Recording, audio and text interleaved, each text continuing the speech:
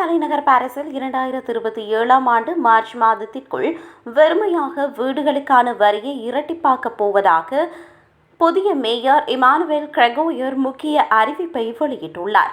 இந்த அதிரடி அறிவிப்பால் சொத்து உரிமையாளர்கள் மத்தியில் கடும் கவலை ஏற்பட்டுள்ளதோடு பாரிஸ் வீட்டு சந்தை கடுமையான வீழ்ச்சியை சந்திக்கக்கூடும் என்ற அச்சமும் எழுந்துள்ளது. ஆனால் பாரிஸில் வீடுகளுக்கான தேவை எப்போதும் உச்சத்தில் இருப்பதால் குறுகிய அல்லது நடுத்தர காலத்தில் வாடகை விலைகளில் எவ்வித சரிவும் ஏற்படாது என துறைசார் வல்லுநர்கள் உறுதியாக கூறுகின்றனர்.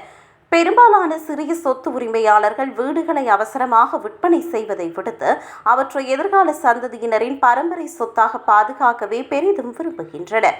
எனினும் திடீரென அதிகரிக்கப்படும் வரியை செலுத்த முடியாத சில வீட்டு உரிமையாளர்கள் தங்களது சொத்துக்களை விற்க வேண்டிய கட்டாயத்திற்கு தள்ளப்படலாம் எனவும் இதனால் தரகர்கள் அல்லது நகர சபையே ஆதாயம் பெறலாம் எனவும் எச்சரிக்கப்படுகிறது.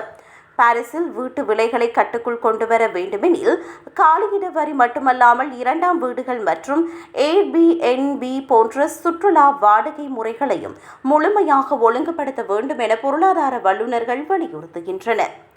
புதிய நிர்வாகம் அறிமுகப்படுத்தியுள்ள இந்த கடுமையான விதிகளால் நீண்டகாலமாக பூட்டி கிடக்கும் வீடுகள் மீண்டும் சந்தைக்கு வந்து குவிகிறதா என்பதனை பொறுத்திருந்துதான் பார்க்க வேண்டும்.